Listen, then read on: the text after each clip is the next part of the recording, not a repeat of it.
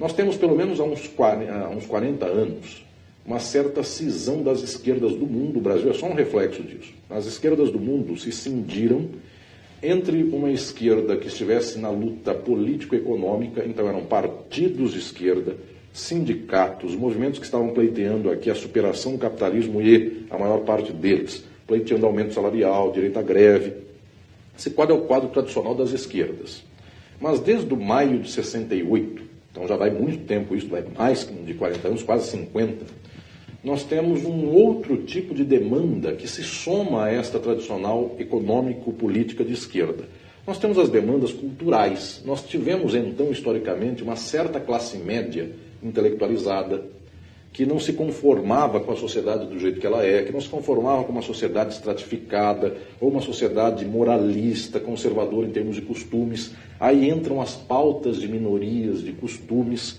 E se nós observarmos desde o maio de 68, eu estou dando o maio de 68 como evento simbólico, não é que lá se deu isso, lá é um símbolo.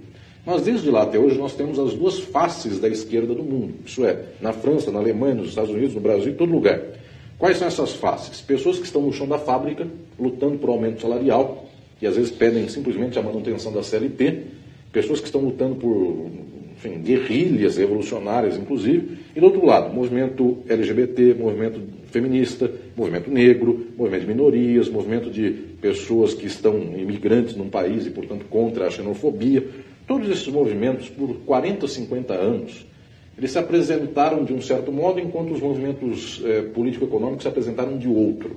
Uns diziam que eram estruturais, porque mexiam com as grandes questões, os outros diziam que eram mais modernos e sofisticados, porque, de fato, mexiam com a constituição da subjetividade, de tal sorte que nós tivemos, historicamente, quase um impasse entre pessoas que eram críticas, porque era um hipster que estava contra a comida, a alimentação por carne, por a morte de animais, ele se considera alguém crítico, de esquerda. E do outro lado eu tenho um sindicalista que deseja aumento do salário para fazer churrasco. Portanto, os dois se põem de esquerda. E, eventualmente, um olha para o outro e não se entendem. Porque um quer aumento das condições da população para comer carne, e o outro quer acabar com o extermínio de animais. E os dois têm uma posição que se reputa crítica, progressista.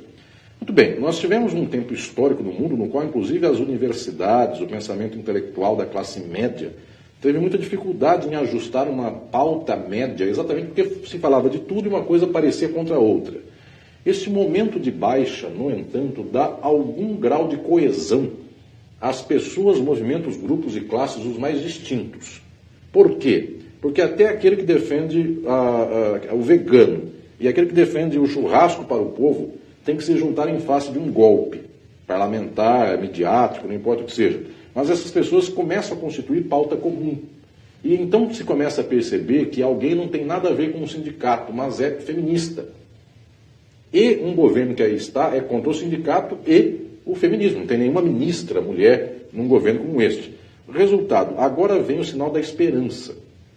Porque nós tivemos, historicamente, muita gente sofrendo sozinha na sociedade brasileira e mundial, e essa gente tinha sua pauta e seu movimento. E, repentinamente, isso é muito recente, não é nem não são nem as manifestações de 2013, ainda havia racha por lá. É coisa de pouquíssimo tempo para cá, todo mundo se juntou. De tal sorte que até então partidos bem mais à esquerda do que o PT se juntam e olham para o PT e dizem, bom, estamos apanhando juntos, vamos dar as mãos. É possível ver fenômenos como esses acontecendo. O que eu estou dizendo para todos é que neste quadro resta uma esperança, porque nós estamos mexendo no calcanhar, nós estamos cutucando aqui o calo do trabalhador, do pobre, do miserável, da classe média intelectualizada, que não pode mais falar livremente na universidade, porque só se pode falar quando se tem uma certa percepção de mundo, de negócios, e não pode se falar nada contra a lógica do capital. Nós estamos juntando o movimento feminista, nós estamos juntando o movimento LGBT, nós estamos juntando o movimento negro, os movimentos de minoria, junto com grandes articulações, inclusive de sindicatos, de partidos. Resultado, esta mobilização está acontecendo, por enquanto nós não estamos conseguindo construir uma pauta comum, a não ser a rejeição a um certo movimento atual de golpe. A figura do Eduardo Cunha, a figura do Michel Temer, a figura das pessoas que aí estão no nível político tradicional, todo este simbolismo galvanizou uma certa oposição e mostrou um certo incômodo social ao Brasil. Esta pauta ainda é uma pauta por negativo. Todo mundo está junto contra alguém, alguns ou alguma situação.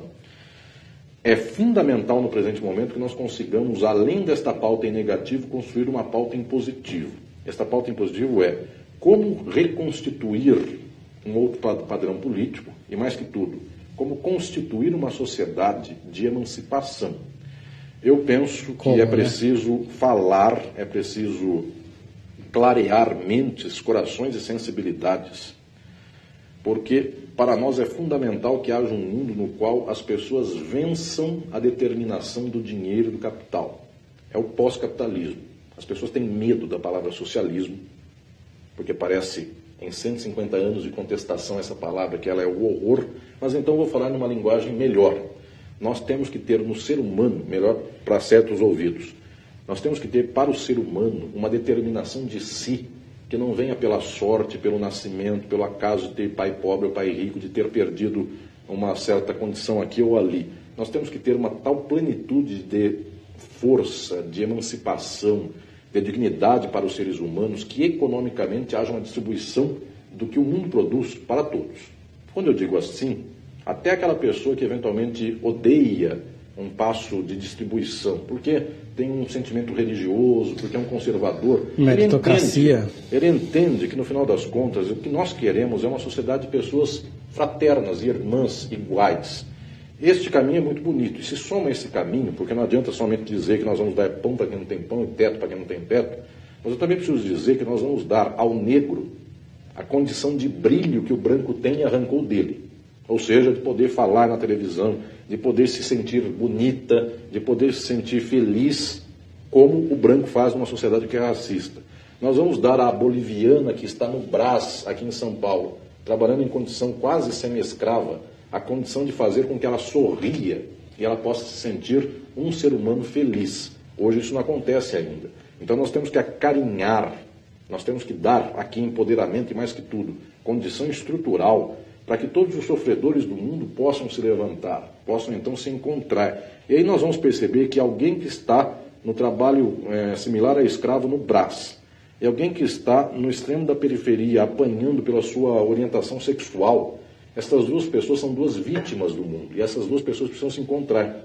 Como precisa se encontrar também quem está na universidade e fica pensando, se eu refletir contra o horror deste mundo, eu não recebo aplauso, porque eventualmente a meritocracia é a moda do dia, porque eventualmente quem fala em favor de um discurso de legitimação do capital é chamado a escrever no jornal, e quem fala contra o capital, nenhum jornal desses jornalões da imprensa chamará para escrever. É preciso demonstrar que a nossa força está exatamente nesse sofrimento das pessoas, neste mundo que chora e com o qual todos devemos chorar. Nesse sentido, eu tenho muita esperança. Se nós soubermos reconstituir o eixo das forças, nós vamos perder da próxima vez de modo melhor. Isso quer dizer, nós vamos juntar o povo e o povo terá então um outro horizonte. Eu digo de perder de modo melhor para então não criar grandes ilusões, mas eu ainda insisto muito de que se nós aprendermos a movimentar todos os explorados do mundo, nós somos 99% do povo. Ganhamos.